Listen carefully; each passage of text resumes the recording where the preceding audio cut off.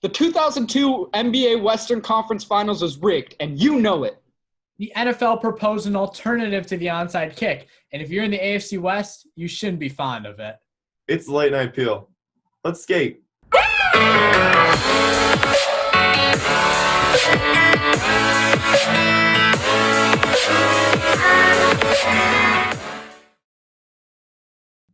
Good evening, everyone. It is May 29th, 2020, and you are watching or listening to the Late Night Peel. I'm Trey Redfield alongside Eli Lesser and Nick Zelaya. See, Cam Azir is not here with us tonight because he's hanging out with his girlfriend. His girlfriend went from New Jersey all the way out to his place in San Diego. But let's be real, guys. Cam is whipped. Come on, just say he's whipped. He's whipped. I'm just messing with him. If there's a simp in this group right here, it's me. But we're not going to say anything about that. But we got a lot to talk about tonight, and we're going to start with something that we don't really talk about that much, right, Nick? Yeah, I can't remember the last time we talked about the NHL. Or ever. I guess we're bringing it back. Why not? I mean, yeah. I mean, look, the NHL has officially come up with something. Commissioner Gary Bettman came out with something, I believe, on Tuesday or Wednesday, saying that there will be a 24-team playoff starting from, according to what Mike Tirico said in a Zoom call that Nick was a part of, early August. So there's potential for summer hockey. Nick, Eli, do we think this is going to happen for real? Yeah, I think hockey's definitely going to come back. I think it's a lot easier to have 24 teams just for the Stanley Cup instead of just starting the regular season. That's what I think the NBA should do. I don't think they should bother doing a regular season, but we'll get to the NBA later. But with the NHL, I think going into the Stanley Cup, it'll take a few weeks probably to finish. So by mid-September, the season will be done. It'll be a champion for the year. Eli, what about you? No, I agree. I do think hockey will be back. I don't think they'll be the first sports league back. I also hope they won't be the first American sports league back because August is a long time from now. I would like to see MLS back. I'd like to see NBA back. Obviously, I'd like to see MLB back as well. I mean, obviously, I want to see NHL, but I just want sports. Just give me anything. I'm waking up at 6 a.m. to watch German Bundesliga. That's how desperate I am. Eli, I never thought I would be watching Bundesliga soccer on my weekend. Yeah, me neither, man. I never thought Mr. This Week in MLS would be all over the Bundesliga as well. But hey, we're here to try new things, right? I mean, there's always room for something new. But look, the NHL, their playoff is a little bit odd. It's not something you really expected. So there's still each conference, but there's 4 extra playoff spots for those conferences. Top 4 in each team will play each other in a pool play style for seeding, while if I can get my math right, the remaining 8 in each conference will play each other in a best-of-5 series. So 5 versus 12, 6 through 11, 7 versus 10, and 8 versus 9. So for an example, just a matchup that would be one of the first matchups when this actually gets going. So 6-seeded Carolina Hurricanes would play the 11th-seeded New York Rangers in a best-of-5. The Rangers have swept the Hurricanes this season, so who knows how that's going to turn out. That's just an example. Guys, it's pretty odd on what the playoff format is. Do we like it? Would you have done it differently? Does this make Gary Bettman an even worse commissioner than he is already? What do you guys think? I find it interesting. It's definitely – we're in an odd time, so might as well try something odd after all. So, again, I think it's better just to go straight to the playoffs because you played a long regular season. The NHL has been going on longer than the NBA, and it feels like the NBA's had a long season so far. So I think it's time for the NHL to go straight to the Stanley Cup playoffs. I mean, I'll be honest, I find regular season hockey but Stanley Cup hockey is just another level, and I enjoy watching it so much more. So, I mean, let's get right into it as soon as possible. Eli, what about you? Yeah, no, I mean, that's a lot of weird numbers and weird seedings and all. But at the same time, it kind of reminds me of almost a March Madness type of thing where it's like the next 4 in or out type of deal. And I'm all for that. I'm just depressed as a Kings fan that even with 24 teams, the Kings won't make it. Like, what? Yeah. This is what we get being the same core since 2012. Right. I mean, there's never room for everyone, and the Bruins, with the regular season officially over after Bevan's announcement, the Bruins are the President's Trophy champions with 100 points, meaning they won they scored the most amount of points, or they, I guess, notched the most amount of points in the regular season. So there's a curse to that. It's pretty unfortunate knowing that I'm a Bruins fan, but it's whatever. It's still playoff hockey. It's still a grand old time. But I think one thing that stands out to me before we move on, guys, this proves that if your team didn't make the 2014 playoff, your team absolutely sucks. We've already seen it with more than half of the league makes the playoffs. And if you're on that bottom half, you're not good. And that's something the NFL is turning towards too, unfortunately. But this just proves it. This proves that where you are in the league, and if you are one of those 7 teams that are just out, like the Anaheim Ducks, Los Angeles Kings, teams like that, I mean, the Arizona Coyotes, I mean, look, they need to move to Hartford or something. I don't know, because those teams are so bad. I know, right? I know. That'd be awesome. 203. Bring them to the 203. Nick and I would actually agree on a sports team for once, because if that happened, I would leave the Bruins and cheer for the Whalers. But that's a whole different topic to discuss. But hey. Yeah, this must be some type of record or something, but the Golden Knights. Yeah. This is their 3rd season in the NHL.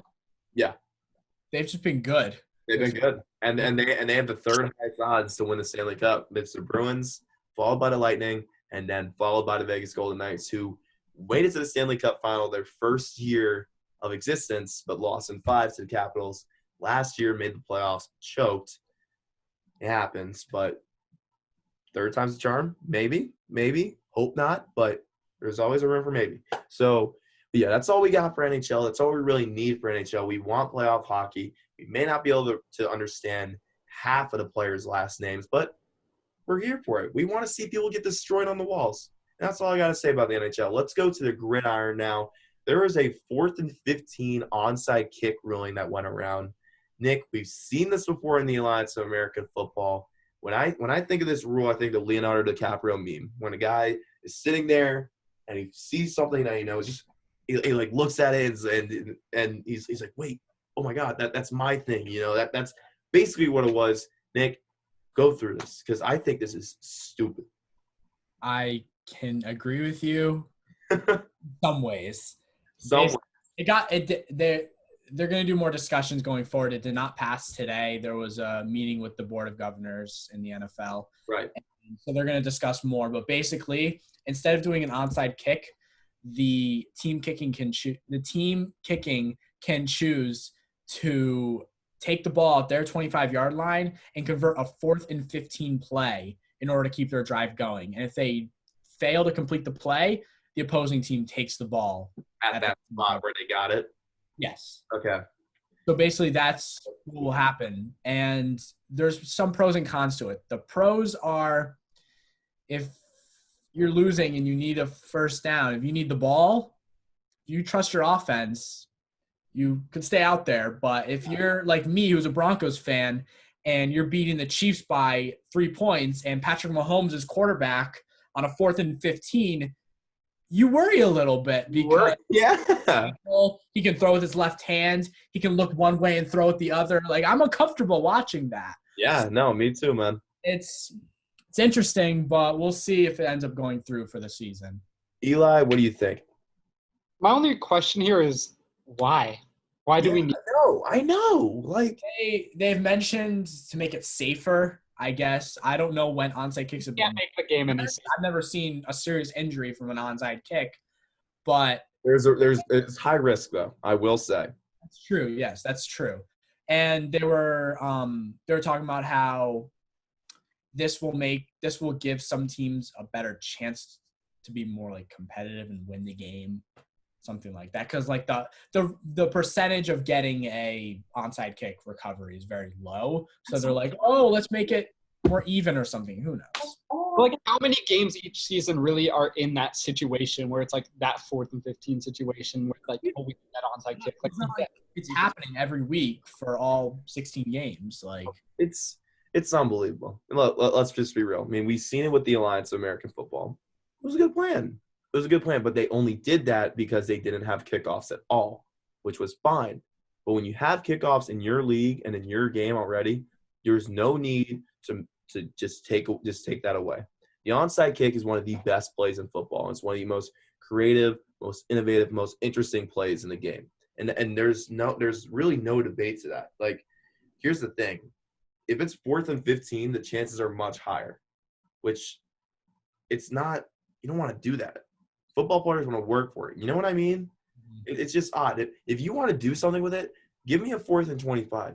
Then we can talk. Not many teams convert 4th and 25. So the last time I remember someone converting a 4th and very long like that was the Ravens against the San Diego Chargers back in, I believe it was 2012 or something like that, where Flacco, he dumped it to Ray Rice, and Ray Rice got – a lot of yards, but you guys know what I'm talking about, that play?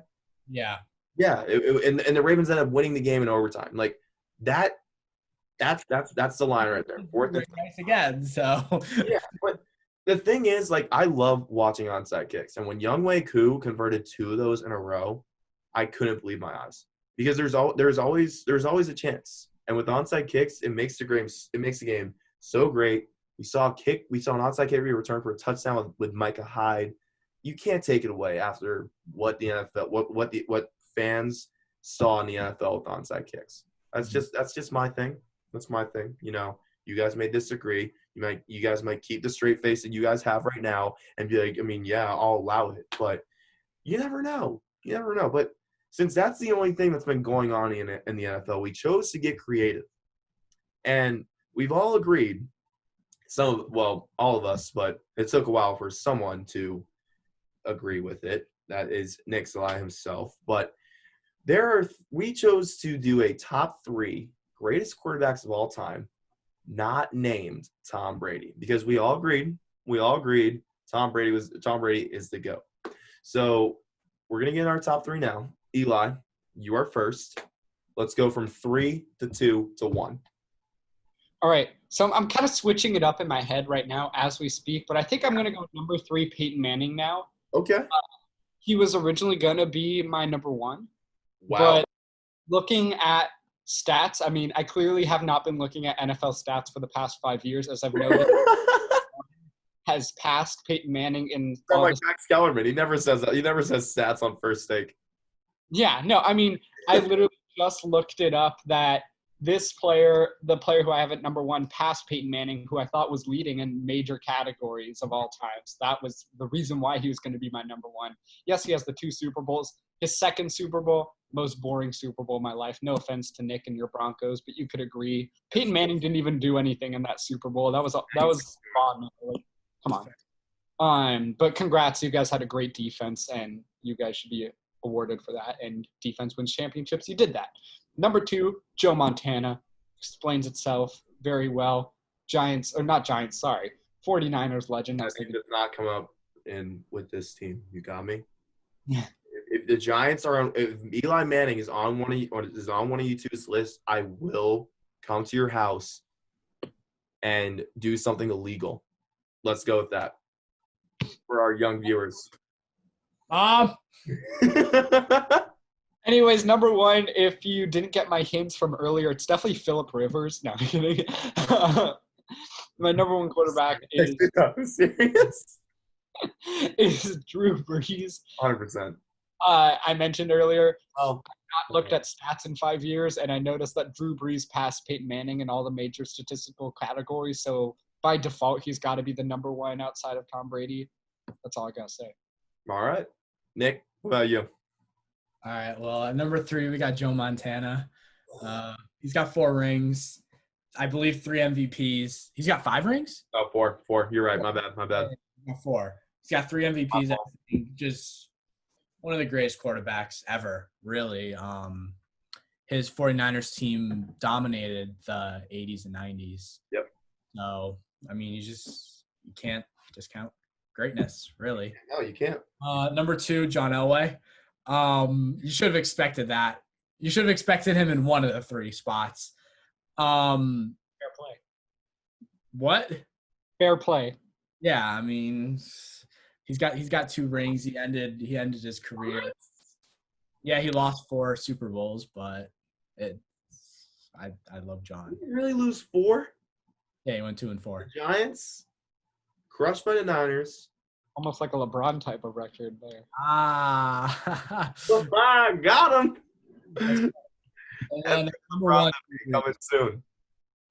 Number 1, I got Drew Brees as well. He's most passing yards of all time. He has 9 consecutive seasons of 30-plus touchdowns, which is kind of incredible when you think about it. Yeah. Oh, yeah, those are my 3 quarterbacks besides – well, my 3 all-time quarterbacks. Yeah. Yeah. Well, you're talking about 1, 2, 3 or 2, 3, 4? I'll think about it. You'll think about it? You better think about it, because I'll tell you what. So we all know my number 1's Tom Brady.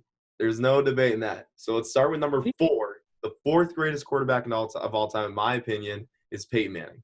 Look, he had all the records, and he's lost most of them. Drew Brees, is he in control of the touchdown record yet, or is it still in favor of Manning? He is. I'm looking at it now. He has 547 to Manning's 539, and Brady is second with 541. Yeah, so it's going to be neck and neck with Brees and Brady, which all the records Peyton had, they're kind of gone. He still has 55 passing touchdowns in the season. That's pretty damn impressive. Only 2 other quarterbacks have reached 50. That's Tom Brady twice and Patrick Mahomes. And that's elite company right there. But all those, that's one of the few records that Peyton still has. Everything else is gone. And along with that, you got to give him credentials for having 2 Super Bowls. And he brought one of the greatest offenses to another one, and just didn't have the edge on Tracy Porter in Super Bowl 44. It happens. But hey, you can't underestimate greatness. And Peyton Manning is definitely up there. He's number 4, technically, number 3 on our list. But yeah, number 2 is the guy who's been breaking all of his records. That's Drew Brees. Drew Brees, he's only won 1 Super Bowl. Yeah, I'm a big championship person. If it's all about Super Bowl rings, it's all about, like, if it's about Super Bowl rings, I'm going to win in the big. I don't want to sound like a mean word, but it's true. You can't underestimate greatness. So Brees leading the entire history of the league in passing yards, passing touchdowns, the whole 9 yards, and he even broke Johnny Unitas's consecutive touchdown streak. That was unbelievable that someone actually did that. That was around for about 47 years, I believe, something in that nature. You can't underestimate that. Drew Brees, my 3rd greatest quarterback of all time. The 2nd greatest quarterback in all time, and number 1 on my list is going to be Joe Montana, because, look, he was pure domination. Absolutely destroyed the league in the 80s and the early 90s. We haven't seen something – well, the next coming of destroying the league was Tom Brady. At first, we never saw that. We didn't really see that with a single player. We saw it with the Pittsburgh Steelers with their 4 Super Bowls in a matter of first 20 years of a merged league. But other than that, we've never seen pure domination from other than Joe Montana. Was crushing it in passing yards and touchdowns, was leading the league in most of those. He won a good amount of MVPs, didn't he? I think he has like 3 or 4, I believe. Yeah, it was like 3 or 4. Yeah, and a lot of Super Bowl MVPs as well, obviously. He took most of Jerry Rice's MVPs, but that's a whole nother discussion. But Joe Montana crushing his competition, especially taking over the Cowboys in a couple of those years, and also winning 4 Super Bowls. Can't match that. That's my 3. That was Eli's 3, and that was Nick's 3. So now I'd say Joe Montana and Jerry Rice are the best quarterback wide receiver duo ever. 100%. Like there's really no doubt about that. I mean, 2 steals in the draft too. I mean, Joe Montana was, and that's why that's why he's like number 1 on my list, because he was such a steal. He was a 3rd round pick out of Notre Dame. I think he was 84th overall or something like that. You guys can fact check me. And Jerry Rice came from Mississippi Valley State, nowhere. And it's unfortunate because the Patriots traded that 17th pick, but what am I like, dead or something? I don't know. I would have kept that pick and picked Jerry Rice. Would make Tony Eason much Just better. wait But until Drew Lock and Cortland Sutton take over that oh my greatest god, duo of all time. Eli, do you hear something? Do you hear something? Because I don't hear anything. I don't hear anything. I really don't. I really don't.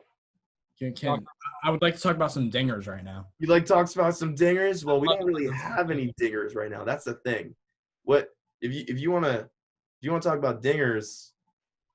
Yeah, there's nothing other than a horrible, absolutely horrible proposal by the MLB sent to the Major League Baseball Players Association on reduced pay cuts and the same amount in the season still ending in October. There was when you do the math on all the salaries. So say a player earns $17.7 million. This is all from an article from USA Today. If you earn $17.7 million, you would earn 7.8 that season. If you were earning $36 million, like Garrett Cole, you're only going to make $8 million. And make $15 million, you go down to about 6.9. Pretty nice, but other than that, not really. And if you make and let's go all the way to the bottom. If you make $1 million, you'd only earn $736,000 this year. So Blake Snell is going to kill someone. That's for sure. But yesterday, because we're pre-taping this, don't tell anyone. But yeah. So there's a new proposal from the Players Association. They're going to counter that offer to the league to make a longer season, and there's going to be more games and no pay cuts. Guys, we can all agree we'd want more games and no pay cuts if we're players. Yes. We want to get paid. Yes. Can I go first? Can I please go first? Go first. I never go first, okay? Here's my thing. It's baseball, man. Play as long as you want. I don't care what Anthony Rizzo says, like, oh, we don't play. We play too many games. It's your job. It is your job. You should be thankful that Joe Madden would give you days off when he was the manager. I mean, obviously he's not the manager anymore. David Ross is, but you get the point. And knowing that I'm not a good baseball player, wasn't really when I played, but if I was good, I'd be thankful that I'd have the abilities to do what I can do. And if I'm not getting paid enough money to do that, if I'm scheduled for a big payday like Blake Snell or Garrett Cole or people or pitchers, anybody that makes a lot of money like that, like Anthony Rendon's in for a big payday, Bryce Harper's in for a big payday because he signed that fat A-Rod contract. Like, you're getting gutted. You're getting gutted. I've never seen someone get more gutted than Billy Beane when he lost Johnny Damon, Jason Giambi, and Jason Isringhausen all in the same season. That's the last time I see someone get gutted that badly. Look, this is unbelievable. This is BS. The players need to go ham on the owners. They're greedy. They're absolutely greedy. And that includes John Henry, 100%. Highest payroll in the league, most money out of all 30 MLB teams. Pay your players. I don't care what it is. And if you're one of those low, like 50 feet of crap, then there's us type baseball teams like the Oakland A's and the Tampa Bay Rays. Sucks. Sell your team. There's really nothing you can do. It's unfortunate, but there's nothing you can do. Sell it. Make some money. You guys can go. I'm done. Nick, I'll let you take it. Yeah, you go ahead. Go ahead. I'll be honest. You covered a lot of what was really going on. Dude, I talk so much. I find a way to cover a lot of things. Yeah, Trey, you covered a lot on that. I think, I'm down for a longer MLB season if it means the players get paid what they want. Baseball. But they're just going to continue to complain regardless, it seems like. That's true. Everyone's going to be happy. It's a tough feeling, but it's really starting to feel more of a reality that baseball's not even going to happen this year because they're just going to keep going back and forth with each other, the MLPA and just the players or the owner, everything. They're just going to keep going back and forth with each other. And by when they figure out a solution, it's going to be August. Yeah. It's going to be too late. So I don't know. It's whack. Like, I mean, if they go back to this final resort, they're gonna have to do it because next thing you know, it's gonna be July 4th. Mm-hmm. And look, if there is a if I spend my 19th birthday without watching baseball, I won't be happy. Sorry, I had to add that in, Eli. You can go now. No, it's totally fair. And I'm feeling this across a lot of sports, but really with baseball the most. I think no matter what the agreement is, no one's going to be happy. Yeah. On Like both I said, everyone's going to be happy. the players, the fans, the front offices, no one's going to be happy with what happens. And I hate to be that guy, but honestly, I would think towards next year. That's a fair point. That should have been your hot take, man. That should have been your hot take. That would have been good. Oh, my God. Eli, that would have been OP. I don't even – oh, my God. At this point, you cancel the minor league season. And if you're going to try to play baseball in the majors, at least focus on that. But there's no point in reducing – not once, but twice reducing the pay of minor league players. Yeah. I'm going to be making more than them at that point. Right. And they'd rather be lifeguarding at the pool that I managed. Oh, yeah. Shout out Sunset Bluffs. But and or go ahead, Nick, my bad. Minor league season and just focus on the majors. Maybe that's But really, the MLB it seemed like they were moving in the right direction when they were like, all right, we'll set up these neutral locations, 10 teams in the East, 10 teams Central, 10 teams West. And things were looking good. They were looking good. It's just going downhill again. I mean, yeah, there are a lot of factors that are getting screwed over. The Rangers not being able to play near new ballpark. Poor teams gonna have to sell their teams sooner than later because they won't be able to afford these pay cuts. Because teams are getting gutted too, and like how much they're getting from the league. Everyone is losing something in this, and like you said, Eli, not everyone's gonna be happy. We all agreed on that. Not everyone's going to be happy. I mean, that's how life is. Accept and move on. It's simple. But are we going to see a season? Maybe not. If this keeps going on, Eli, you brought up a great point. This season may not happen. We may be able to look back this big. Wow, we haven't seen baseball since the 94-95 lockout. Has it sucked? Yeah. Yeah, it has. Because I bet there are a lot of teams out there who made great moves in the offseason, went into this season and think, look, we're going to win a World Series. We're going to be like the Nationals. We're going to win it for the first time in a while, maybe the first time ever. Shout out to Seattle Mariners or the Texas Rangers, teams like that. I can't think of all the teams that have not won a World Series. But the craziest stat I saw was the fact there was no baseball on Memorial Day weekend for the first time since the 1800s. Really? Oh, my gosh. What was going on in the 1800s? The Civil War. No, not the Civil War. I don't know. But that surprises me, though, because they must have played – because everything – when you look at everything that's been canceled – Right during the World Wars, like, that's impressive. That's very impressive. Every sport, you're like, oh, they haven't done this since World War II. They haven't done this since World War II. But this is like, yeah, they haven't played on Memorial Day weekend since the 1800s. Unbelievable. What's gone on since now in the 1800s? So. Yeah. I mean, look, and there's going to be a lot of things that Major League Baseball won't be able to do. Like, they won't be able to do their special events. They won't be able to do Players Weekend. They won't be able to play in Williamsport with the Little League World Series being canceled. They may not be able to play on July 4th, like I said. I know, that is amazing. So much fun to watch. But yeah, it's unbelievable. Who knows if we're gonna get a season or anything like that? I mean, how many games were there when the NBA opened up on Christmas? 50, something like that. Yeah, it was in the 50s. All I know is the Bobcats won like 9 games. They actually? Yeah, they had. That was the record for the worst. I think. Wasn't it 7 and 53? Actually, it might have been 7 and 53. Yeah, I think you're right. But Bob 59. record. Worst season in NBA history. Yeah. and they still didn't get the number 1 overall pick. Didn't the Cavaliers get that? And they barely run, and they were like on the cusp of the playoffs. Yeah, I think that was wasn't that the year they got Bennett, or was that the year after? That was the year after. Because that year they were up pretty high. I believe they got Kyrie. Oh, yeah, 7 and 59. Oh, no. The 11. Kyrie thing was a different thing, and I'm a Clipper fan, and that was our worst moment in franchise history, but I could explain that another time.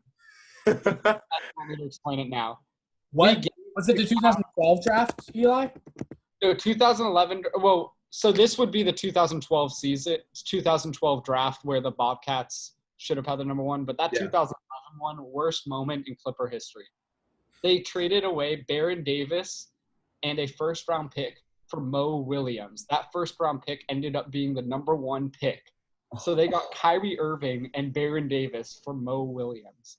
Oh my gosh, yeah, that's awful because Mo Williams, he only thrived off LeBron James. He was garbage for us. He was absolutely garbage. Thank God as well. But I had skipped on Bradley Beal, Damian Lillard, Andre Drummond, Draymond Green, Chris Middleton. Did they take Kid Gilchrist that year? Yeah. Well, as you can see, we're already transitioning into the NBA after we all are very furious with the MLB and hoping this Players Association goes through. This Players Association proposal goes through, but we're going to get into the NBA officially now, and Damian Lillard has rambled a lot about what the NBA should do and what his thoughts will be if there's a resumed season, and probably in Orlando, as the city of Magic is the front runner to be the hub for the remaining season. But Damian Lillard has gone out and said that if the Trailblazers don't have a chance at making the playoffs, like there's a select amount of games, then he won't play whatsoever. So, guys, we've talked about how everyone's not going to be happy. Is Damian Lillard going to be one of those people when a season comes up? If he'll be happy if things go the way he wants them to, which is but I don't think he will be. What? I don't think he will be. No. They're not going to go his way. I mean, he's not even in the playoffs right now. He's 3.5 games out behind the Grizzlies. Like, no one expected the Grizzlies. Like, shout out to John Morant, but, like, no one really expected the Trailblazers to come back either. I mean, we were doing podcasts and stuff, and the Trailblazers were, like, at the bottom of the totem pole. And then they get Melo, and now they're 9th in the West. They've gotten a lot better, but they also have not produced to the way that they should have, because after all, they did make the Western Conference Finals last year. That is true. And yes, they didn't put up a fight with the Warriors, but still, when you make the Western Conference Finals, you have high expectations going into the next season, and that's not making the playoffs. I mean, look, I would have been so excited if it was the Blazers and the Bucks. And it would have been really odd because the NBA would have lost so much money if that happened. But knowing how bad those markets are, comparing them to LA, New York, and Boston. But that, I mean, hey, they're not going to take away the entire regular season. This regular season has been too good. I think, how many games are there left right now? There's like 10 left. There's like 10 left? Are there really? Or something like that. Like 15. Really? Something like that. Wait, so the Clippers have played 64 games. There was a month left in the year. There's a lot left, actually. Never mind. I think 15 or 17, something like that. I think if you give them 12 games, knowing how the NBA has become with all their load management BS, you give them 12 games, that gives the Blazers a chance. It's not bad. It gets players into the groove of things. I mean, it's a hot take with the NHL going right to the playoffs. Teams are going to be rusty. Like it's going to be like they've never played hockey before. But in the NBA, you don't really have to worry about that if you have the regular season and then you go into the playoffs. Something Adam Silver could consider is he has slowly improved as a commissioner in the NBA. But look, right now, if there was a real season, there'd be conference playoffs. There'd be the conference finals going on right now. Mm-hmm. So this had us thinking. This had Eli, Nick, and myself thinking. Like, there have been some great conference finals moments in the NBA's history. So, Eli, I want to start with you. Your top 3 conference finals moments in the history of the NBA. We're doing top 3. Okay. Top 3, yes. Fit here. So I'm going to change it up from what some of the ones I'm going to expect you guys to have. Mm-hmm. So we have a good variety in here. Okay. So are you guys going to talk about 2016 Warriors and Thunder? I'm not. Nick, are you? Eli, go for it. Well, okay. So famous 3-1 lead blown by the Thunder. The unknown 3-1 lead that was blown. Unknown 3-1 lead that was blown. And that ended. Oh, that's gas. That was good. That was gas. That was gas. Ended Oh my God. the Westbrook dynasty. Or not even dynasty, just squad. It ended them. Yeah. Literally the next season, KD was like, my next journey or whatever, that whole meme. I love that stuff. My next chapter. But yeah, my next chapter. But that ended it, and that was just an epic series to watch. I obviously was rooting against that Warriors team because no one wanted to see them win. Eli, everybody was. Hey, they didn't end up winning that year. They didn't. That's fair. They blew the 3-1 lead, so they got cursed. There's this old saying, like, if you beat a team in the playoffs, you like take their legacy. You see that with a lot of NBA dynasties where you beat that next dynasty, or you beat the NBA dynasty in a playoffs, you become the next dynasty. The Clippers, they fell apart against the Rockets, but then the Rockets fell apart after that. It's just history right there. And I'm just saying, Clippers playoffs. I'm confused. I'm just saying. I watched a JJ Redick podcast today, and that's why I brought that one up. But brings up a good point though. Like the Clippers died in that playoff series. The Rockets, everyone thought they were going to win, and then Game 7 came along, and they became notorious chokers from then on. Chris Paul, he didn't play that game, did he? No, he didn't, and that's a debate that's going to go on for history. But either way, I don't think the Warriors lose that game. But I'm not going to talk about that series. That was originally in my 5. I was going to talk about the 87 Celtics Pistons, but I want to put out an underrated series out there. So the 2013. Yeah, you're really going to do the Celtics like that? No, I just think it's a great one, and we know that it's one of the great ones, Bill Laimbeer versus Larry Bird. But I kind of want to go with a sleeper pick with my top 3. And I'm going Pacers Heat in the 2013 playoffs. Everyone expected the Heat to win, and that they did end up winning. But yeah. Paul George, one of the most underappreciated players of this generation, took them to 7, and that gets looked over way too much. No one notices that. In Paul George's legacy, they always view him as someone who couldn't win. And yes, he couldn't get past LeBron's Heat. No one was expecting him to get past the Heat. But the fact that he took them to 7 games and had a hell of a series, I mean, he went toe-to-toe with LeBron in some of those moments. He had some famous dunks in that series. I mean, Paul George needs more praise there. Destroyed the Bird in that series. He did. He did destroy the Bird. He did. Birdman destroyed himself in general, but with all those tattoos on him, yeah. Oh my God, if you look at his evolution, it's insane. And then my number 1 series, you guys heard my hot take. I don't know why I cannot say anything today, but this one has me pissed. I gotta give it to you, man. This one has me pissed. This one has me royally pissed. The 2002 NBA Western Conference Finals was absolutely rigged. The Los Angeles Lakers won, and they ended up sweeping the Brooklyn Nets. But this was the Kings' year. But the NBA couldn't let a smaller market team make it to the finals. Game 6, the Sacramento Kings had a 3-2 lead on the series, and it is a known fact. So it was brought up in 2008 by David Stern. I'm looking at an article now where he made a playoff series in May of 2002, where the officiating actually wanted to make it so that there could be a 7th game in the series. That literally, David Stern confessed to this without naming the series. It's obvious that it was this series. And what happened in that Game 6? The officiating was garbage. The Lakers got 40 free throw attempts in that game. The Kings only got 25. But this is the worst of it. First of all, they fouled out Vlade Divac and Scott Pollard. They're the Kings' 2 best centers, not best big men because Chris Webber, obviously. But this is the worst one.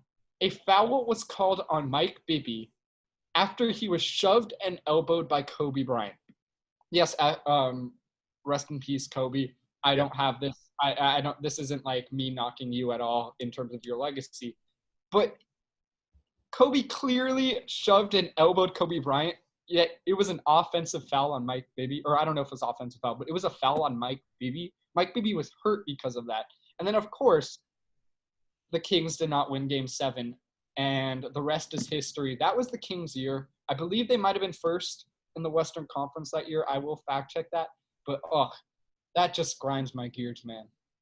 So, Nick, how was that book that you read? Oh, pretty good. I was just I'll keep the language PG. Just tell me about all the BS I just heard. Okay. So you look at Mike Bibby now. He's kind of learned to put some muscle on and not be bullied by real NBA players. So that's one thing I learned in the book. And yeah, 40 free throws. That's because after all, we did have Shaq. Hack a Shaq. I mean, you never know. You never know. Kings were the first seed, and yeah, they were the first seed, and that team was stacked. We're talking about Mike Bibby. We're talking about Peja. We're talking about Hedo Turkoglu, Chris Webber, and Vlade Divac. Come on. That squad is fire. It's pretty good. Nick, you got top 3 for us? Yeah. Sorry, I just had to flex our 2002 championship ring real quick. Oh, that Anyone one. could have beaten the Nets. Like, I could have beaten the Nets. Like, come on. You know who wouldn't have beat the Nets? The Clippers. Our intramural. I don't know if they were in San Diego, LA. I don't know where they were at that time. Eli, don't talk about our intramural basketball team. Our intramural basketball team would have beaten the Nets that year. That's Their second best player, I will say it now, was Brian Scalabrine, a rookie Brian Scalabrine. That's all I'm saying. That's fair. All right. Number 3, I got Rockets Warriors 2018. You briefly brought it up. I think the Warriors dynasty ends if Chris Paul doesn't get hurt, because the Rockets were having a good season. They had Harden and Paul, obviously. Eric Gordon was having a great year. Clint Capella was really starting to rise up and be a big, I shouldn't say star, but a good above average. Out of his shadow. How about above that? Average center in the league. And I really think the Rockets got snubbed of a championship bid that they haven't had since, I believe, Hakeem Olajuwon. Nick, I want to pause you real quick. Did anyone else have a very weird vibe watching that game? Like, you were thinking, like, I feel like this is going to be the end of the Warriors. Like, they will die tonight. I remember where I was. Never happened. And it felt like the ending of a movie where, like, it never happened. Oh my God, this feels great, but I'm, like, still really shocked. Like, it was something like that where, like, you knew, like, they won, but you knew it was going to come to an end soon. Exactly. Like, Game was my prom night, and I remember watching the game. Yeah, I had my date next to me. I'm sorry, Jordan, but I was focused on the TV. I purposely you gotta be, man. You gotta be. The TV right there, but I'm just watching the game, and I'm like, Rockets, what's going? Because I felt like it was the same way when the Patriots played the Chiefs last year in the AFC title game, like, where you're thinking, like, could this be the end? Oh wait, they just won, but the end is coming. Like, that was my mentality. It was the same thing. I didn't mean to interrupt. I didn't mean to. That's a fair point. But yeah, it is. I think it is. I think it is. That series, it went 7 games. I think the best series are obviously when it goes 7 games in a series like that. The Rockets just blew it. Did they have a 3-1? No, they didn't have a 3-1 lead. It was 3-2, I believe. Still. They were winning, and then they blew it. Yep. And then number 2, we got 1998. We learned about this. Bulls, Pacers. Pacers team. Something special that year. That was OP. Obviously, we know the Bulls. They ended up winning the series, unfortunately. But the Pacers, their leading scorers, Reggie Miller, Rick Smits, Chris Mullin, Antonio Davis, Jalen Rose, Mark Jackson. The list goes on. That team was stacked. That team was a deep team. And they took the Bulls 7 games. And I really think they could have had a shot to win the whole championship that year. Who? You B word, F you. Legendary last dance moment. Of course. And then number 1, I got my Lakers against the Blazers. We almost choked and blew a 3-1 lead, but Kobe and Shaq were just too much for the NBA to handle. Obviously, they helped become the greatest dynasty of all time, but and I mean franchise, wrong word. Burning take. Yeah, not the greatest dynasty of all time, I will admit. Burning take. Oh yeah, it's getting late. It's getting late. It is getting late. It's 2000 against the Blazers, the famous alley-oop from Kobe to Shaq in Game 7 to win. That was the first of a three-peat, well-deserved three-peat, all three of those rings. And yeah, that's so true. Like they came together. Check out the link I just sent you. I will while Trey talks. Yeah, because Nick doesn't want to hear my top three. My top three is actually very different from you guys. It's like the only one that I have is the same. I'm done reading it. Sorry to interrupt, Trey. I'm done. The 2000 conference finals, Kobe to Shaq. You just look at that like, wow, that makes you want to play basketball. That makes you want to get big, big. Pardon the voice crack, but that makes me want to like start playing basketball when I saw that. But you're right, Nick. The Blazers blew a 3-1 lead. That was a knife in the heart. Shaq slamming it home. There's nothing else you could ask for. They end up winning the finals that year. That's my number three. Three. I looked like a 2 when I did it that way, but it's whatever. But my number 2 is in 1965, which is like much older than we are. Yeah, but we don't know that. John Havlicek stealing the ball, the legendary call. Havlicek stole the ball. When he basically sealed an Eastern Conference title in a ninth consecutive trip to the NBA Finals against Wilt Chamberlain and the Philadelphia 76ers. That's my number 2 greatest moment. You know how I feel about the 60s. We talked about this a few days ago on Twitter. Yeah, I know. 17 still greater than 16. The 60s was rigged. 17 is greater than 16. Trey, if the Lakers got Bill Russell, the Celtics would have 6 rings, and the Lakers would be at like 30th. Okay. I don't know about that one. What'd you say, Eli? But they didn't have Bill Russell. They didn't have Bill Russell. That's right. Whoa. Hey, Clippers guy, don't even get me started. Hey, I never said we were the best. I mean, we are. I know. Just if you start throwing shade at my Lakers, just know I can always come back with the Clippers. I can defend the Celtics here. And my number 1, and I feel disrespected that you guys did not put this in there. 1994, Pacers Knicks. I had it when you cut our list down to 3. I had that number 4. You did? Okay, because this is my number 1. Oh my gosh, when I first heard Reggie Miller, it was this, and it was like a 20 years ago today thing or something like that. And I remember watching that on SportsCenter, and I was thinking, wow, he really did that. He went into New York, snatched the lead from the Knicks, scored 8 points in 9 seconds. The great phenomenon before Tracy McGrady came along with his great phenomenon with the Rockets. Like no one really knew what that was before Reggie Miller, because nothing like that ever happened. And he did it in the playoffs too. And not only did he do it in the playoffs, he disrespected Spike Lee. When someone disrespects Spike Lee, that is amazing. Like when Scottie Pippen dunked on Patrick Ewing and Spike Lee was there. Great. Amazing. The Last Dance, emphasizing it, even better. Because kids need to know about that. They need to know that Spike Lee is owned by the entire superstars of the NBA back in the 90s. And when he did this, when Reggie Miller did this, that makes it number 1. When it's savage and a statement, and there are 2 periods, not 3, not 1, but 2, so they get awkward and make it stand out, like being stepped over. That is amazing.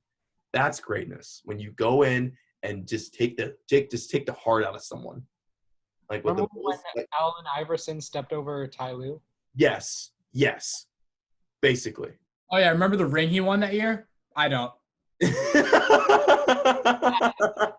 I do.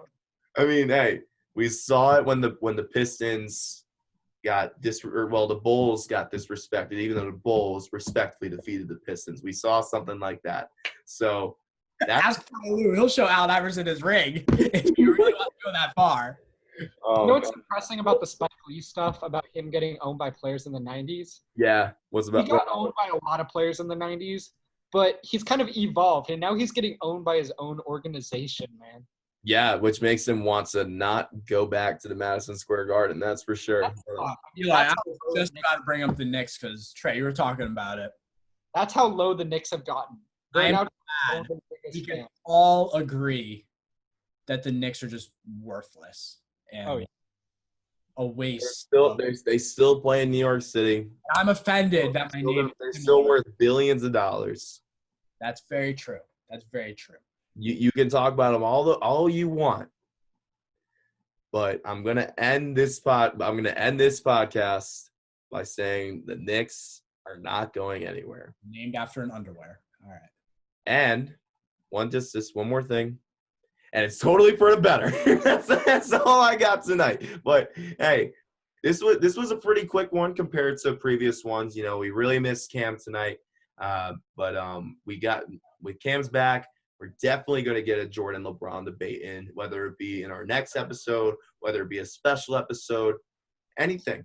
You know, maybe you could request it. You could go in the comments and be like, hey, I'd love to hear Trey's hot take on how Jordan's so good. Or, hey, I'd love to see Nick get 3-on-1s on saying that MJ's better than LeBron. Something like that. Just ask us, because you can comment, you can like, and you can subscribe to the Late Night Peel all in one. So make sure to do that. Make sure to listen on Spotify as well. Give us a listen. Can't really look on an audio podcast, right? Right?